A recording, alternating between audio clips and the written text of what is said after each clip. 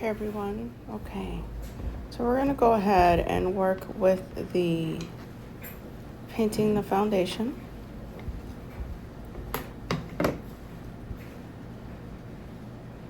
And all of these, they have to work with the spacing.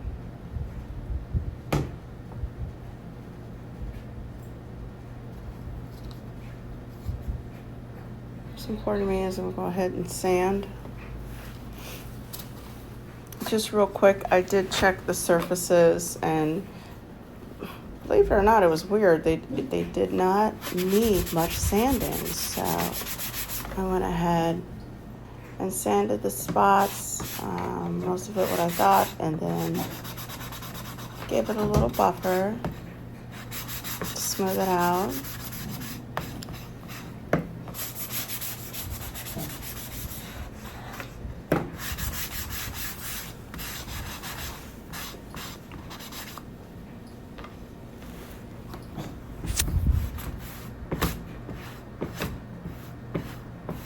Depending on which part of the house you're on, some of it's quick and easy and some of it is not.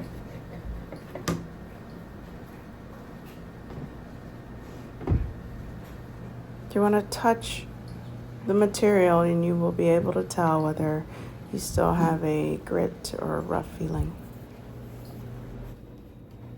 Okay, to the painting. Decide between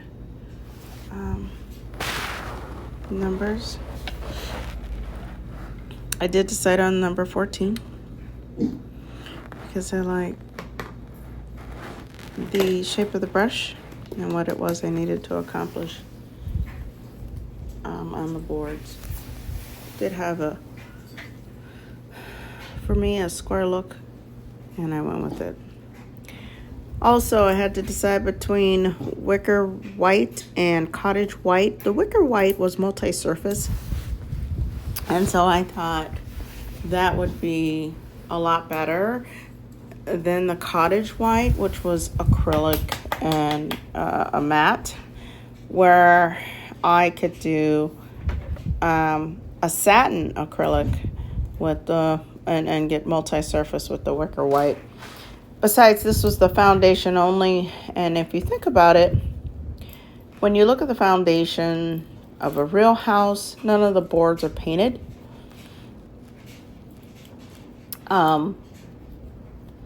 The boards are just protected, so if it rains or snows or whatever, that kind of thing, as long as you get it put up in time, installed, it's supposed to be a lot better. Treated wood, I think. I have to double check with my husband. But I think that's what it's called. But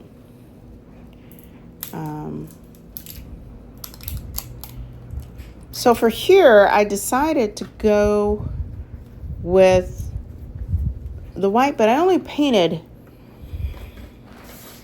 one side. And the one side that I painted did not include the measurements. I wanted to be able to keep the measurements available to me so that when I had to include spacing for the boards that were sitting at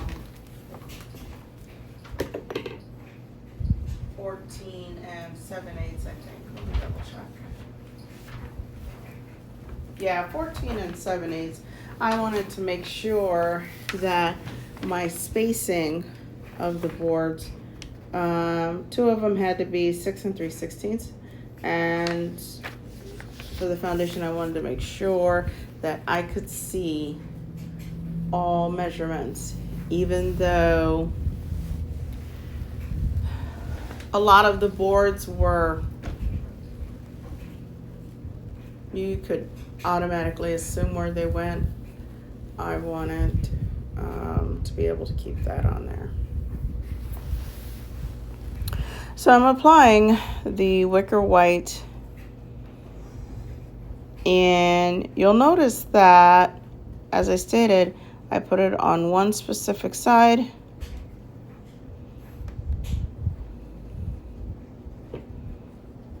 where I wanted paint.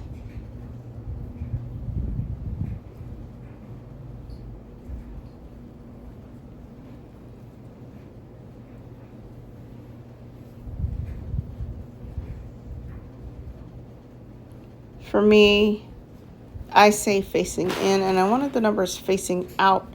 And that's because, and I say facing out because I work from the left to the right. So the first thing that I'm going to see, and you'll see how I set it up, that the first thing I'm going to see are the numbers.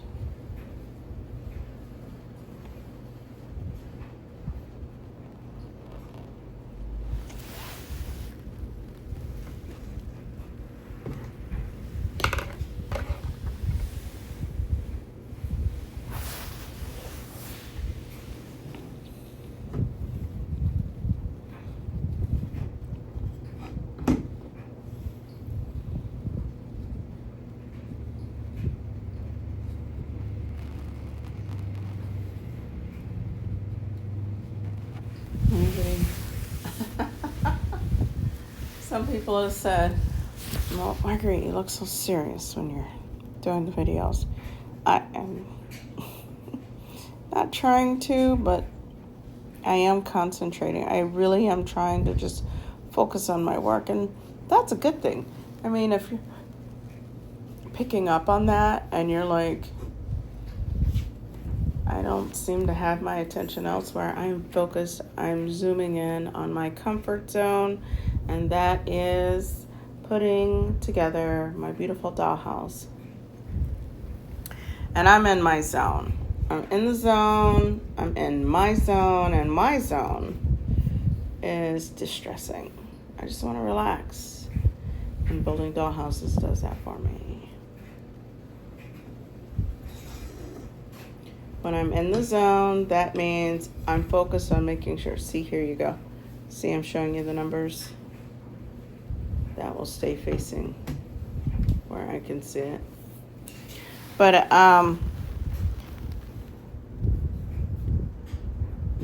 as I was saying,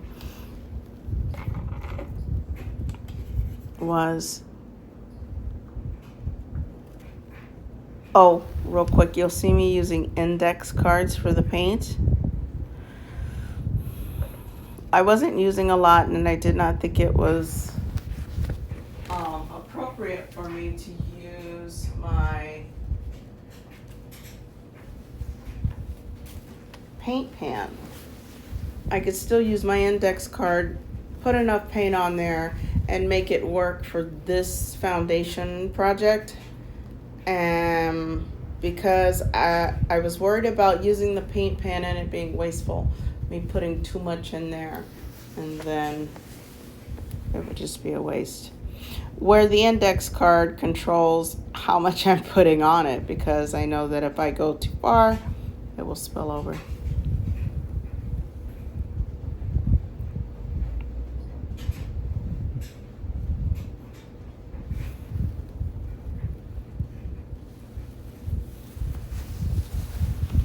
So when I'm in the zone, back to what I was saying, when I'm in the zone, I'm trying to make sure that my one-on-one videos, you're getting the information that you need.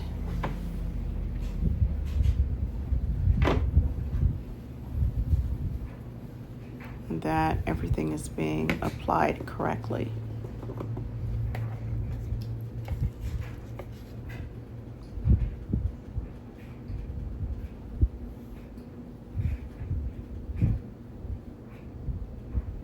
And believe it or not, that index card worked.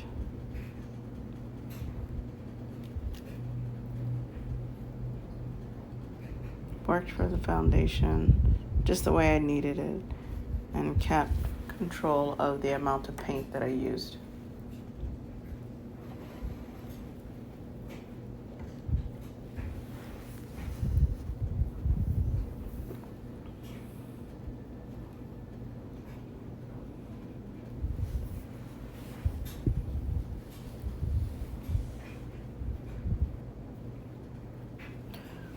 So I'm going to go ahead and let it coast from here. I don't think there's much else, unless I need to drop a link.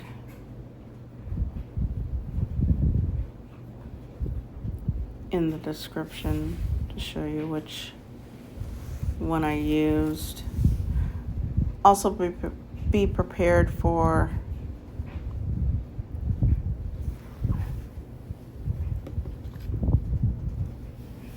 some still shots to be included with this video.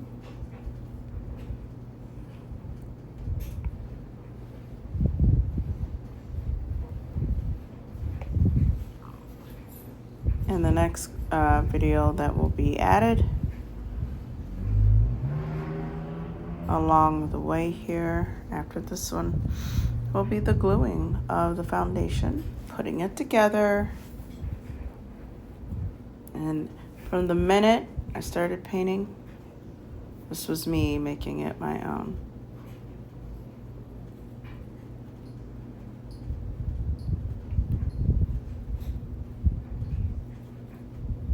This is what makes me happy to do.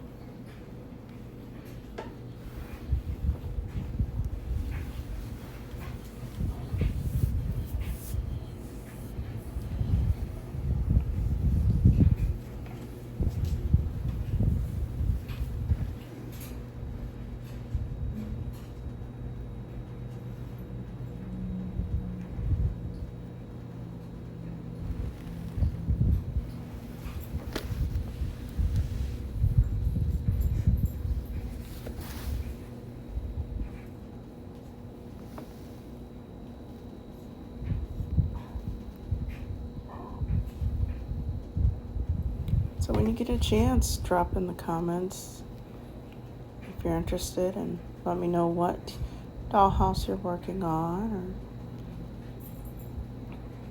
or what other ideas you have that you've tried. If you've been building one of the bigger scale dollhouses.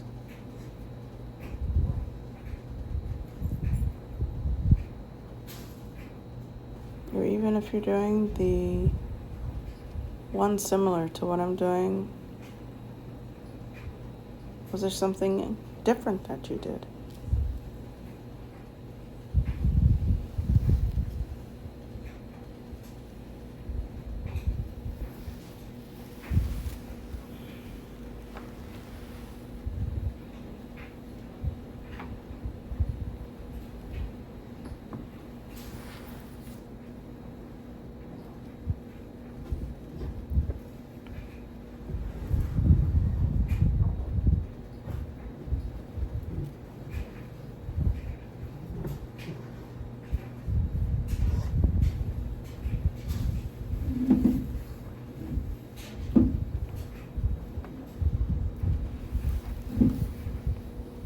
One of the frustrations that I did encounter was not having enough space for